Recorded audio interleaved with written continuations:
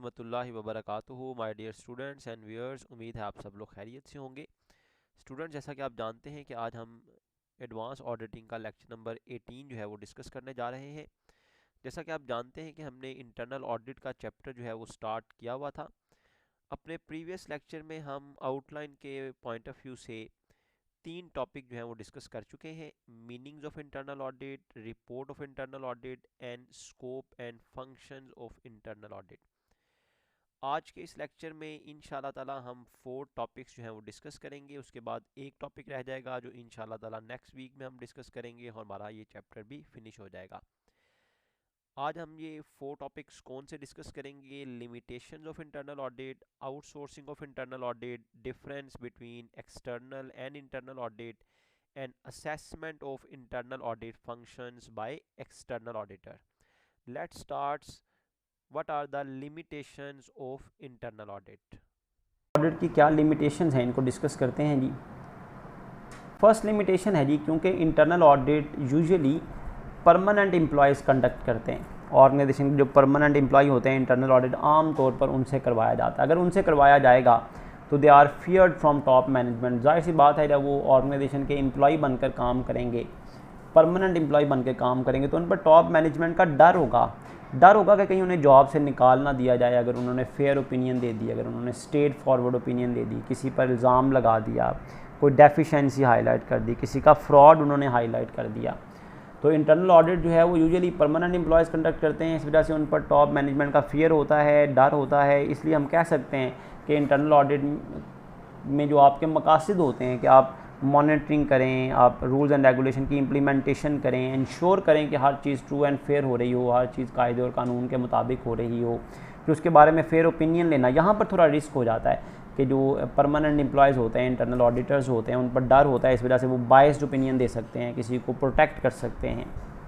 Compromise कर सकते हैं जो प्रोफेशनल एथिक्स होते हैं उस पर। फिर आम तौर पर they are not professionally qualified, वो प्रोफेशनली क्वालिफाइड नहीं होते। देखिए, एक्सटर्नल ऑडिटर के लिए तो जो रिक्वायरमेंट है ना कि उनकी ये क्वालिफिकेशन होनी चाहिए, वो चार्टर्ड अकाउंटेंट होना चाहिए, कॉस्ट एंड मैनेजमेंट अकाउंटेंट होना चाहिए, उनके बाकायदा गवर्निंग बॉडीज़ हैं, आई कैप है, institute of chartered accountant Pakistan है जो रेगुलेट करता है एक्सटर्नल ऑडिटर्स को। इस तरह cost and management accountant ordinance है, institute of cost and management accountant Pakistan है जो रेगुलेट करता है एक्सटर्नल ऑडिटर को। लेकिन यहाँ पर इंटरनल ऑडिट को रेगुलेट करने वाला, इन्हें वॉच करने वाला, इनकी एक्टिविटीज़ को लुक आफ्टर करने वाला, सुपरवाइज करने वाला कोई इदारा नहीं होता। तो दैट्स वाई ये प्रोफेशनली क्वालिफाइड नहीं होते। तो देयर में be a limitation in their knowledge and technical expertise. तो एक रुकावट ये है, एक लिमिटेशन ये है कि इनके पास लिमिटेड नॉलेज होता है, टेक्निकल एक्सपर्टीज़ भी कम होती हैं। इसलिए हम इंटरनल ऑडिट से वो मकासद हासिल नहीं कर सकते जिन मकासद के लिए हम इंटरनल ऑडिट करवाना चाहते थे। फिर लिमिटेशन ये है जी कि इंटरनल ऑडिट में report only to the management. Report सिर्फ इंटरनल ऑडिट की जो रिपोर्ट है वो सिर्फ इंटरनली जो है वो यूज़ की जाती है, इंटरनली उसे अवेलेबल किया जाता है, मैनेजमेंट को रिपोर्ट दी जाती है। एक्सटर्नल आउटसाइड पार्टीज़, कंपनी के मेंबर्स, ऑनर्स, गवर्निंग अथॉरिटी, हुकूमत का कोई इदारा, उनको ये रिपोर्ट नहीं दिखाई जाती।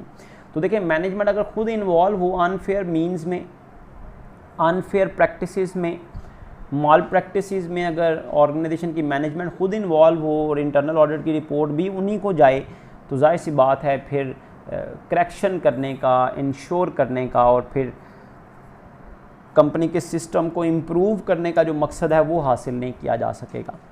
तो ये इसमें फ़्लॉ है कि इंटरनल ऑडिट की रिपोर्ट पब्लिकली अवेलेबल नहीं होती, ये मैनेजमेंट के पास रहती है।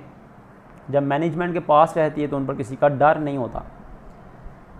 इंटरनल ऑडिट की ये लिमिटेशन कैसे कंट्रोल की जा सकती हैं? टू इंश्योर द ट्रांसपेरेंसी, शफाफियत को यकीन दहानी के लिए बेस्ट प्रैक्टिस ये है, सही काम अमल ये है, internal audit function should have a dual reporting relationship. Internal audit में जो रिपोर्टिंग है वो दो तरह से होनी चाहिए। Report both to the management, management को रिपोर्ट देने के साथ साथ those who charge with governance, जो ऑर्गेनाइजेशन के अदर रिस्पॉन्सिबल्स हैं, उनको भी ये रिपोर्ट जानी चाहिए। जैसा कि ऑडिट कमेटी है, उसको भी रिपोर्ट मिलनी चाहिए। ऑडिट कमेटी के बारे में भी हम इंशाल्लाह ताला कॉर्पोरेट गवर्नेंस के चैप्टर में डिस्कस करेंगे कि ऐसी कमेटी है जो कि जिनका इख्तियार होता है कंपनी के टॉप मैनेजमेंट पर भी और मिडल लेवल और फर्स्ट लाइन मैनेजर्स पर भी।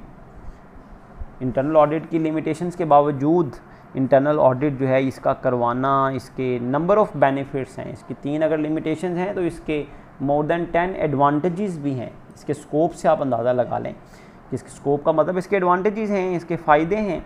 तो इंटरनल ऑडिट के बेशक लिमिटेशंस हैं, बट ओवरऑल इंटरनल ऑडिट करवाना ये ऑर्गेनाइजेशन के लिए सूटेबल है, हेल्दी एक्टिविटी है, बेनिफिशियल है। तो देखें जी, हम meanings of internal audit discuss कर चुके हैं, report of internal audit discuss कर चुके हैं, स्कोप और function of internal audit discuss कर चुके हैं, limitations of internal audit discuss कर चुके हैं। अब हम चलते हैं जी आउटसोर्सिंग ऑफ इंटरनल ऑडिट की तरफ।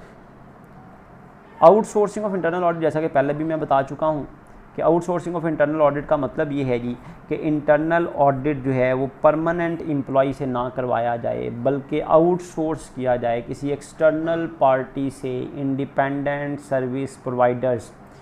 जिस तरह एक्सटर्नल ऑडिट की सर्विसेज जो हैं वो ऑडिट फर्म्स प्रोवाइड करती हैं, चार्टर्ड अकाउंटेंट फर्म्स प्रोवाइड करती हैं, प्रोफेशनल अकाउंटेंट्स प्रोवाइड करते हैं, इसी तरह आप इंटरनल ऑडिट की सर्विस भी एक्सटर्नल सर्विस प्रोवाइडर से ले सकते हैं, एक्सपर्ट से ले सकते हैं। चार्टर्ड अकाउंटेंट फर्म जो एक्सटर्नल ऑडिट की सर्विसेज देते हैं, आप उनसे इंटरनल ऑडिट की सर्विसेज परचेज कर सकते हैं।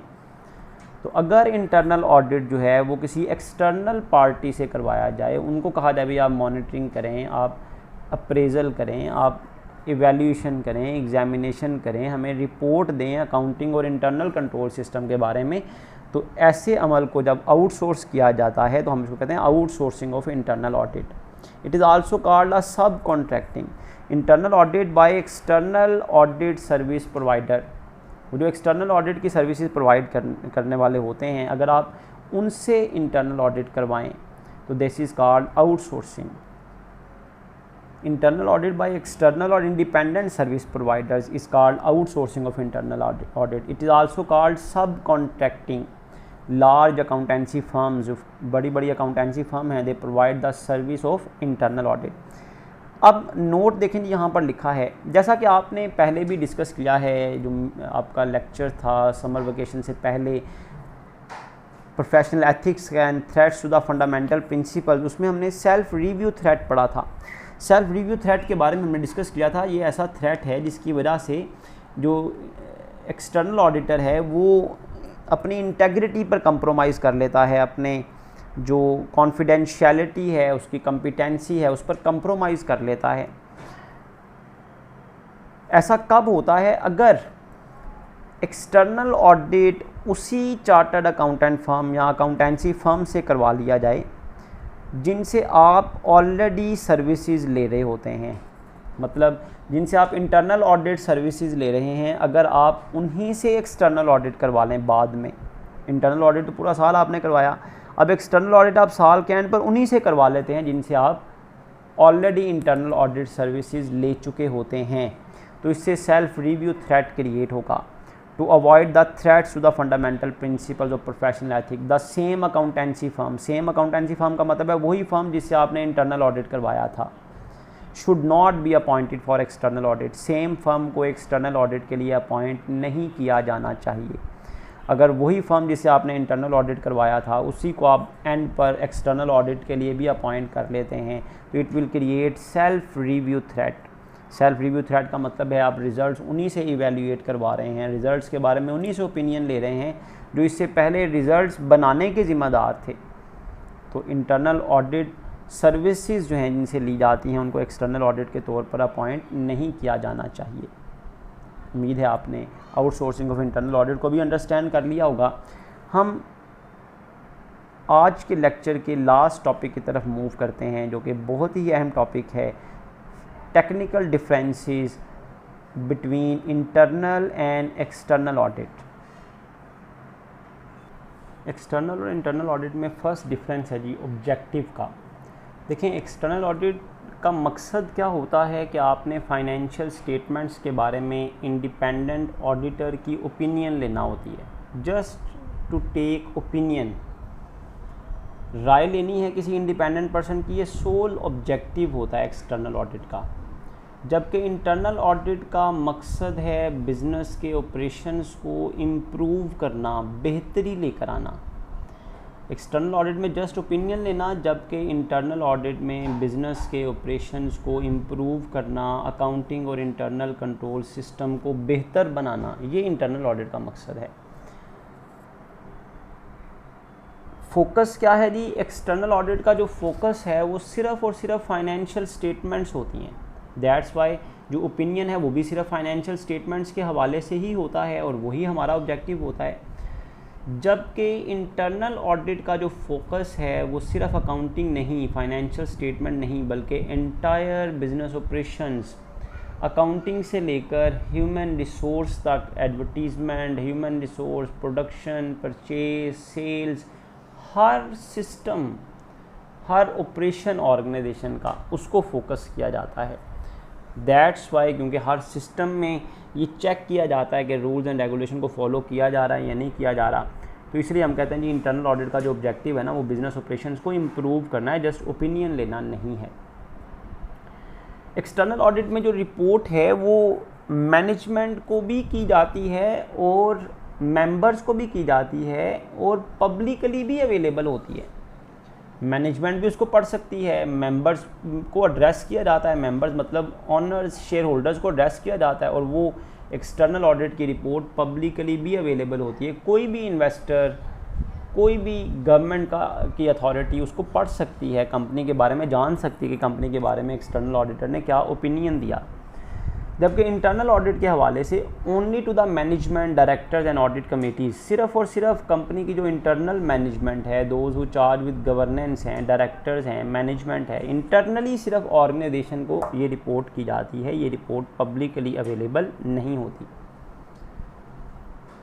फिर वही बात जिस स्कोप के हवाले से कि इसमें जो वर्क है, जिसको स्कोप है वो फाइनेंशियल स्टेटमेंट्स के गिर्द घूमता है, जबकि यहाँ पर जो work related to the operations of business, business के सारे ऑपरेशंस के हवाले से इंटरनल ऑडिट किया जाता है, उसको चेक एंड बैलेंस रखा जाता है।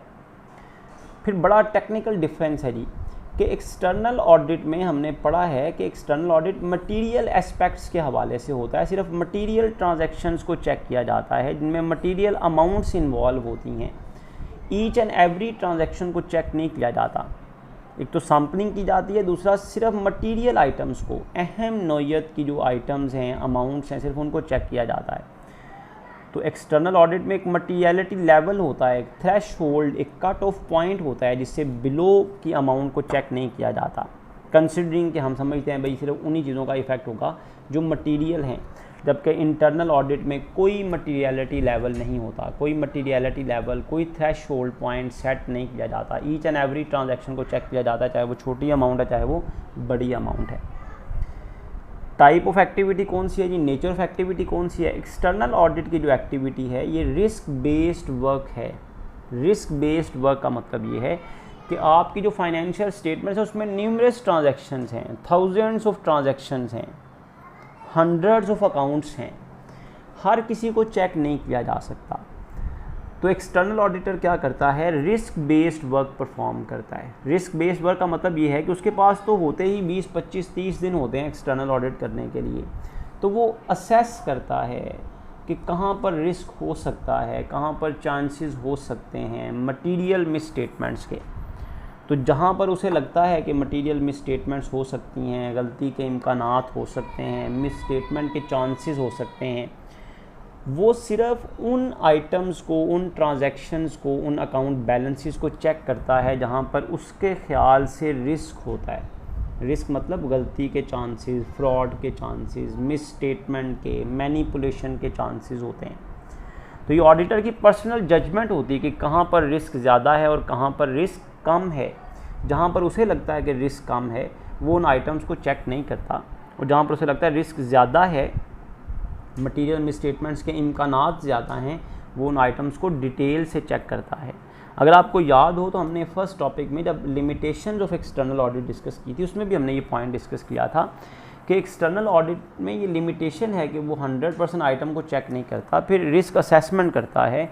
तो एक्सटर्नल ऑडिटर एक ह्यूमन बीइंग है, उससे असेसमेंट करने में गलती हो सकती है कि वो जिन चीज़ों को रिस्की समझ रहा था हो सकता है उसमें मिस अप्रोप्रिएशन ना हुई हो, मिस स्टेटमेंट ना हुई हो, कोई फ्रॉड ना हुआ हो, और जिन चीज़ों को वो समझ रहा था कि यहाँ पर रिस्क होगा नहीं होगा वहाँ पर शायद मिस स्टेटमेंट की जाए, वहाँ पर शायद मैनिपुलेशन और मिस अप्रोप्रिएशन हो, रूल्स की खिलाफ वर्जी हो।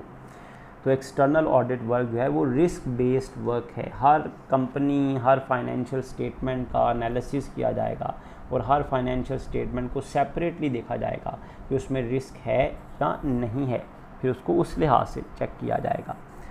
जबकि इंटरनल ऑडिट वर्क जो है ये प्रोसीजरल वर्क है। प्रोसीजरल वर्क जैसे बाकी डिपार्टमेंट्स में रूटीन में पेपर वर्क होता है, रूटीन में 9 to 5 एक्टिविटीज़ डिवाइडेड होती हैं, रूटीन एक्टिविटीज़ परफॉर्म की जाती हैं। कंस्ट्रक्टिव नेचर, जैसा कि अकाउंटिंग की कंस्ट्रक्टिव नेचर है, आपके ऑपरेशंस की कंस्ट्रक्टिव नेचर है, परचेजिंग का एक सिस्टम है भाई इस तरह परचेज़ किया जाएगा, ये वो स्टेप्स होंगे जो फॉलो करने हैं, ये वो डॉक्यूमेंट्स होंगे जो प्रिपेयर करने हैं। इस तरह अकाउंटिंग में एक नेचर है, प्रोसीजर है भाई, पहले आपने ट्रांजैक्शन उसका वाउचर देखना है, फिर वहाँ से आपने उसको जर्नल में रिकॉर्ड करना है, फिर लेजर में, फिर ट्रायल बैलेंस में, फिर आपने एडजस्टमेंट्स करनी है, फिर क्लोजिंग करनी है, फिर क्लोजिंग ट्रायल बैलेंस बनाना है, फिर फाइनल अकाउंट्स बनाने हैं। एक प्रोसीजर होता है। इंटरनल ऑडिट एक प्रोसीजरल वर्क है जिसमें प्रोसीजर के लिहाज से हर एक्टिविटी को ऑडिट किया जाता है, चेक किया जाता है, एग्जामिन किया जाता है। तो ये बड़ा टेक्निकल डिफरेंस है कि external audit risk based approach use की जाती है, जबकि इंटरनल ऑडिट में प्रोसीजरल वर्क होता है। अगर रिक्वायरमेंट के पॉइंट ऑफ व्यू से देखें तो एक्सटर्नल ऑडिट जो है ये स्टैट्यूटरी रिक्वायर्ड होता है।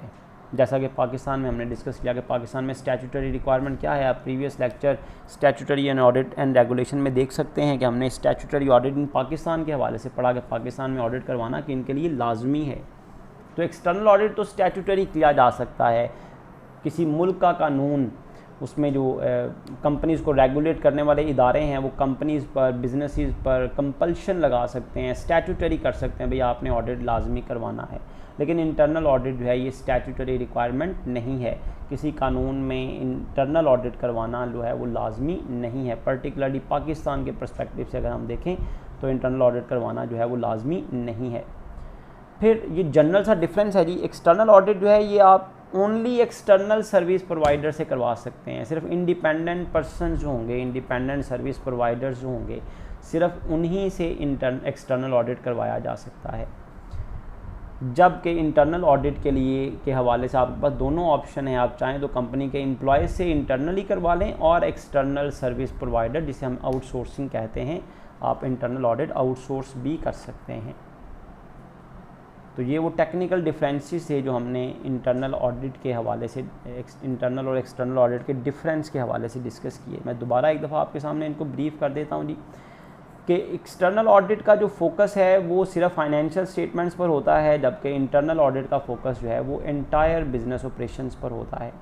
इसका फोकस है जी फाइनेंशियल स्टेटमेंट, इसका फोकस है एंटायर बिजनेस ऑपरेशंस। इसका एक्सटर्नल ऑडिट का मकसद जो है वो सिर्फ ओपिनियन लेना होता है, जबकि इंटरनल ऑडिट का मकसद जो है वो बिज़नेस के ऑपरेशंस को इम्प्रूव करना है, बेहतर बनाना है। एक्सटर्नल ऑडिट में रिपोर्टिंग सिर्फ मेंबर्स को की जाती है, पब्लिकली मैनेजमेंट को की जाती है, मेंबर्स को की जाती है और इसे पब्लिकली भी अवेलेबल किया जाता है। जबकि इंटरनल ऑडिट रिपोर्ट जो है वो सिर्फ इंटरनली मैनेजमेंट के लिए होती है ताकि वो उसे डिसीजन मेकिंग में यूज़ करें। मटीरियलिटी लेवल, एक्सटर्नल ऑडिट में मटीरियलिटी लेवल सेट किया जाता है और उसके अकॉर्डिंग ही ऑडिट होता है, जबकि इंटरनल ऑडिट में कोई मटीरियलिटी लेवल सेट नहीं किया जाता। एक्सटर्नल ऑडिट जो है वो रिस्क बेस्ड अप्रोच उसमें होती है, जबकि इंटरनल ऑडिट एक प्रोसीजरल, एक कंस्ट्रक्टिव नेचर की एक्टिविटी है। कंस्ट्रक्टिव प्लस एनालिटिकल आप कह सकते हैं कि चीज़ें परफॉर्म भी की जाती है और उन्हें चेक भी, एनालाइज भी किया जाता है। एक्सटर्नल ऑडिट जो है ये स्टैट्यूटरी रिक्वायर्ड है, जबकि इंटरनल ऑडिट जो है वो स्टैट्यूटरी रिक्वायर्ड नहीं है। और लास्ट पे हमने डिस्कस किया कि इंटरनल ऑडिट जो एक्सटर्नल ऑडिट है ये सिर्फ एक्सटर्नल सर्विस प्रोवाइडर से आप कंडक्ट करवा सकते हैं, जबकि इंटरनल ऑडिट जो है ये कंपनी और एक्सटर्नल सर्विस प्रोवाइडर से भी करवाया जा सकता है। इसके साथ ही हमारा आज का लेक्चर जो है वो फिनिश हो गया। इंटरनल ऑडिट के हवाले से हमने जो चीज़ें डिस्कस की हैं आउटलाइन में आपको फिर एक दफ़ा बता दूं कि हमने meanings of internal audit, reports of internal audit, difference between internal and external audit, limitations of internal audit, outsourcing of internal audit, ये टॉपिक जो आपको रेड में नज़र आ रहे हैं ये हम डिस्कस कर चुके हैं। Meanings, report of internal audit, scope और functions of internal audit, limitations of internal audit, outsourcing of internal audit और difference between external and internal.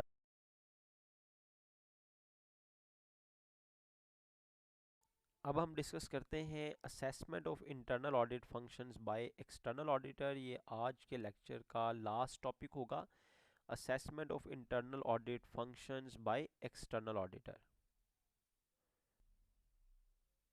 ठीक है, assessment of internal audit work by external auditor, ये CA पास paper का question है। CA के पास paper में यही क्वेश्चन जो है वो आ चुका है। क्या टॉपिक क्या है जी, पहले तो ये आप समझें। टॉपिक है जी assessment of internal audit work. Internal audit work को असेस करना, चेक करना, एग्जामिन करना। कौन एग्जामिन करेगा इंटरनल ऑडिट वर्क को? By external auditor. External auditor check करेगा। देखें होता क्या है स्टूडेंट्स, एक्सटर्नल ऑडिटर और इंटरनल ऑडिटर के वर्क की नेचर तकरीबन सेम होती है। एनालिटिकल वर्क होता है, चेक करना होता है रिकॉर्ड्स को, सिस्टम को। तो क्या एक्सटर्नल ऑडिटर इंटरनल ऑडिटर जो सारा साल काम करता है, रिपोर्ट बनाता है, एग्जामिनेशन करता है, इवैल्यूएशन करता है, क्या एक्सटर्नल ऑडिटर इंटरनल ऑडिट के किए हुए काम पर रिलाई करेगा, एतमाद करेगा, उसको एज इट इज़ एक्सेप्ट कर लेगा और अपनी रिपोर्ट का हिस्सा बना लेगा? या आप ये कह लें कि ऑडिटर, एक्सटर्नल ऑडिटर जो है उन चीज़ों को चेक नहीं करेगा या उन रिपोर्ट्स को, उन स्टेटमेंट्स को ज़्यादा डिटेल से चेक नहीं करेगा जिनको इंटरनल ऑडिटर ने चेक कर लिया होगा। तो इशू ये है कि क्या वो रिलाई करेगा या नहीं करेगा। एक्सटर्नल ऑडिटर इंटरनल ऑडिटर के किए हुए काम पर रिलाई करेगा या नहीं। अगर वो रिलाई कर लेता है, यकीन कर लेता है, एतमाद कर लेता है, तो एक्सटर्नल ऑडिटर का वर्क बर्डन रिड्यूस हो जाएगा, क्योंकि कई ऐसी ऑडिट प्रोसीजर्स हैं जो इंटरनल ऑडिटर ने अप्लाई कर लिए होंगे। तो इशू ये है कि एक्सटर्नल ऑडिटर इंटरनल ऑडिटर के वर्क को पर रिलाई करने से पहले, यकीन करने से पहले, उस पर एतमाद करने से पहले इंटरनल ऑडिट के किए हुए काम की असेसमेंट करेगा, उसे चेक करेगा, एग्जामिन करेगा कि क्या इंटरनल ऑडिट का किया हुआ काम इस काबिल है, इतनी क्वालिटी उसकी है कि उस पर रिलाई किया जाए। तो टॉपिक है जी हमारा assessment of internal audit work by external auditor. अब इंटरनल ऑडिट वर्क को कैसे असेस किया जाएगा? 4 एस्पेक्ट्स हैं जिस हवाले से एक्सटर्नल ऑडिटर इंटरनल ऑडिटर के वर्क को असेस करेगा, चेक करेगा। सबसे पहले वो इंटरनल ऑडिटर के वर्क की ऑर्गेनाइजेशनल स्टेटस को चेक करेगा। ऑर्गेनाइजेशनल स्टेटस का मतलब ये है कि इंटरनल ऑडिट डिपार्टमेंट जो है, इंटरनल ऑडिट का जो काम है, उसे ऑर्गेनाइजेशन में क्या स्टेटस हासिल है, क्या अहमियत हासिल है। इसका पता कैसे चलेगा? Reports to home, whether reports to top management और नॉट। अगर इंटरनल ऑडिट की रिपोर्ट जो है वो टॉप मैनेजमेंट को की जा रही है, तो इसका मतलब है कि उसका एक हाई लेवल का स्टेटस है ऑर्गेनाइजेशन में इंटरनल ऑडिट वर्क का। और अगर इंटरनल ऑडिट की जो रिपोर्ट है वो विद इन डिपार्टमेंट रहती है या मिडल लेवल मैनेजमेंट तक रहती है, टॉप लेवल मैनेजमेंट तक जाती ही नहीं है, इसका मतलब ये होगा कि इंटरनल ऑडिट को अच्छा स्टेटस, रीज़नेबल स्टेटस हासिल नहीं है, ऑर्गेनाइजेशन में अहमियत हासिल नहीं है, क्योंकि टॉप मैनेजमेंट इस काबिल होती है कि एक्शन ले सके इंटरनल ऑडिट की रिपोर्ट पर। और अगर उस तक रिपोर्ट जा ही नहीं रही तो इसका मतलब है इंटरनल ऑडिट को ज़्यादा स्टेटस, अहमियत हासिल नहीं है। तो एक्सटर्नल ऑडिटर चेक करेगा कि क्या इंटरनल ऑडिट को ऑर्गेनाइजेशन में एक रीज़नेबल स्टेटस हासिल है, उसकी रिपोर्ट जो है वो टॉप लेवल मैनेजमेंट तक फॉरवर्ड की जाती है या नहीं की जाती। सेकेंडली, स्कोप ऑफ वर्क, कि इंटरनल ऑडिट जो वर्क करता है उसका क्या स्कोप है, उसकी क्या एक्सटेंट है, किस हद तक, किस नोयत का इंटरनल ऑडिट जो है वो किया जाता है। और मैनेजमेंट क्या रिएक्शन शो करती है इंटरनल ऑडिट की दी गई रिकमेंडेशंस पर। क्या मैनेजमेंट इंटरनल ऑडिट की रिकमेंडेशंस को फॉलो करती है, उसके मुताबिक चेंज लेकर आती है, एक्शन लेती है या नहीं। अगर मैनेजमेंट इंटरनल ऑडिट की रिकमेंडेशंस पर रिएक्शन शो करती है, एक्शन लेती है, चेंज लेकर आती है अपने ऑर्गेनाइजेशनल सेटअप्स में, अपने इंटरनल कंट्रोल सिस्टम में, तो इसका मतलब ये हुआ कि इंटरनल ऑडिट का वर्क इस काबिल है कि उस पर रिलाई किया जाए। और अगर मैनेजमेंट इंटरनल ऑडिट की रिकमेंडेशंस को बॉदर ही नहीं करती, उसकी परवाह ही नहीं करती, तो इसका मतलब ये हुआ कि इंटरनल ऑडिट का वर्क रिलायबल नहीं है। तो सबसे पहले एक्सटर्नल ऑडिटर इंटरनल ऑडिट का ऑर्गेनाइजेशनल स्टेटस चेक करेगा, उसका स्कोप ऑफ वर्क चेक करेगा। Thirdly, external auditor internal audit department के जो लोग हैं या इंटरनल ऑडिट कंडक्ट करने वाली जो टीम है, जो स्टाफ है, उनकी एक्सपर्टीज़ को चेक करेगा कि क्या इंटरनल ऑडिटर और उनका स्टाफ एक्सपर्ट थे ऑडिट करने में, क्या वो टेक्निकल नॉलेज रखते थे, टेक्निकली अहलियत रखते थे ऑडिट करने के हवाले से, उन्हें जो स्पेसिफ़िक वर्किंग है ऑडिट के हवाले से, क्या उनके पास टेक्निकल नॉलेज था या नहीं था। एंड एक्सपीरियंस, क्या तजर्बा था, क्या इस फील्ड में इंटरनल ऑडिट का जो स्टाफ है वो माहिर था, एक्सपीरियंस रखता था, वो पहले ऑडिट करते रहे हैं इंटरनल ऑडिट या नहीं। तो 3 चीज़ों के हवाले से एक्सटर्नल ऑडिटर देखेगा कि क्या इंटरनल ऑडिट का जो स्टाफ है, इंटरनल ऑडिट के जो मेंबर हैं, वो एक्सपर्ट हैं अपनी फील्ड के या नहीं हैं, वो टेक्निकल कम्पिटेंसी, ख़ास नॉलेज जो ऑडिट करने के लिए ऑडिट प्रोसीजर्स हैं, क्या उनके पास उसका नॉलेज था, और क्या उनके पास ऑडिट से रिलेटेड एक्सपीरियंस भी है या नहीं।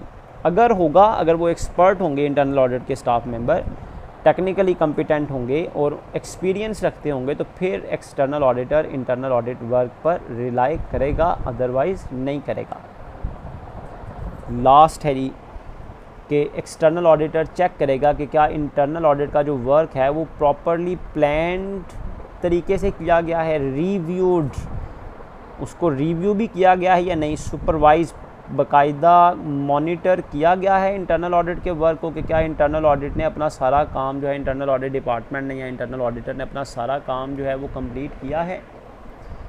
एंड डॉक्यूमेंटेड, और जो कुछ फाइंड उन्होंने किया, क्या उसको डॉक्यूमेंट का हिस्सा बनाया है, उसे नोट किया है, जो उनकी फाइंडिंग्स थी, जो उन्होंने ऑब्ज़र्व किया कंपनी के ऑपरेशंस में, कंपनी के फाइनेंशियल स्टेटमेंट्स में, क्या उनको ऑडिट नोटबुक में लिखा गया। देखें, एक्सटर्नल ऑडिट के वर्क के लिए external auditor different type of document maintain करता है, different type of record maintain करता है। जैसे वो ऑडिट मैनुअल बनाता है, ऑडिट नोटबुक बनाता है, वो ये मेंटेन करता है, ऑडिट वर्किंग पेपर मेंटेन करता है, ताकि पता चले भाई सारे डॉक्यूमेंट्स मैंने इकट्ठे किए हैं। फिर मैनुअल्स में वो देखता है भाई कि क्या कंपनी की पॉलिसीज़ थी। फिर ऑडिट नोटबुक में वो नोट करता रहता है साथ साथ जो फाइंडिंग, जो ऑब्ज़र्वेशन उसको ऑडिट के दौरान नज़र आती हैं, ताकि उनको फाइनली अपनी कंक्लूजन का हिस्सा बनाए। तो इससे पता चलता है कि क्या ऑडिट करने वाले प्रोफेशनली क्वालिफाइड हैं, प्रोफेशनली ऑडिट एहतियात से, कम्पिटेंसी के साथ कर रहे हैं या नहीं। तो अगर इंटरनल ऑडिट का वर्क प्रॉपर प्लानिंग से किया जाए, उसे रिव्यू करके किया जाए, सुपरवाइज्ड हो, जितना भी इंटरनल ऑडिट स्टाफ है उसकी सुपरविजन हो कि वो प्रॉपर्ली काम कर रहे हैं या नहीं, और डॉक्यूमेंटेड, हर चीज़ डॉक्यूमेंट की शक्ल में हो, दस्तावेजी सबूत हों कि भाई इन चीज़ों को चेक किया गया, इनके बारे में एक्सप्लेनेशन ली गई, इनके बारे में क्लैरिफिकेशन मांगी गई, इन पर एतराज़ लगाया गया, फिर एतराज़ का क्या जवाब आया, ये सब चीज़ें डॉक्यूमेंटेड अगर हैं तो फिर तो एक्सटर्नल ऑडिटर इंटरनल ऑडिट के वर्क पर रिलाई करेगा, अदरवाइज़ नहीं करेगा। तो ये वो एस्पेक्ट्स हैं जिसके हवाले से एक्सटर्नल ऑडिटर इंटरनल ऑडिट के वर्क की असेसमेंट करेगा, जांच करेगा, फिर फैसला करेगा कि उसे इंटरनल ऑडिट के किए हुए काम पर रिलाई करके आगे बढ़ना है या नहीं करना, या चीज़ों को दोबारा नए सिरे से करना है। If external auditor is satisfied after assessment of above aspects, ऊपर दिए गए एस्पेक्ट्स के हवाले से अगर एक्सटर्नल ऑडिटर सेटिस्फाइड हुआ इंटरनल ऑडिट के वर्क से, then he would rely on internal audit work, then वो इंटरनल ऑडिट वर्क पर रिलाई करेगा, उन चीज़ों को चेक्ड समझेगा, उन चीज़ों को एग्जामिन्ड समझेगा जो उसने एग्जामिन कर ली है इंटरनल ऑडिटर ने, अदरवाइज़ नॉट, अदरवाइज़ वो उस पर रिलाई नहीं करेगा और ऑडिट प्रोसीजर्स दोबारा से अप्लाई करेगा। जैसा कि मैंने बताया, ये वही टॉपिक है जो पास पेपर्स में अगर आप देखें तो सीए के पास पेपर में क्वेश्चन आया हुआ है कि बताएं जी कि एक्सटर्नल ऑडिटर इंटरनल ऑडिट के वर्क पर रिलाई करके अपने वर्क बर्डन को रिड्यूस करेगा या वो दोबारा सारे ऑडिट प्रोसीजर अप्लाई करेगा। तो उसका आंसर ये है जी कि पहले वो इंटरनल ऑडिट के वर्क की असेसमेंट करेगा, एग्जामिनेशन करेगा, उसे चेक करेगा, देन वो रिलाई करेगा। उम्मीद है आपने इस टॉपिक को अच्छी तरह अंडरस्टैंड कर लिया होगा। अब हम बढ़ते हैं जी नेक्स्ट टॉपिक की तरफ, that is internal audit assignments. इस वीडियो को मैं यहाँ पर एंड करता हूँ, वाइंड अप करता हूँ। जो लेक्चर का बाकी हिस्सा है इंटरनल ऑडिट असाइनमेंट, वो नेक्स्ट वीडियो में मैं आपके साथ शेयर करता हूँ। अल्लाह ताला हम सब का हामी नासिर हों। जज़ाकुमुल्लाह खैरा।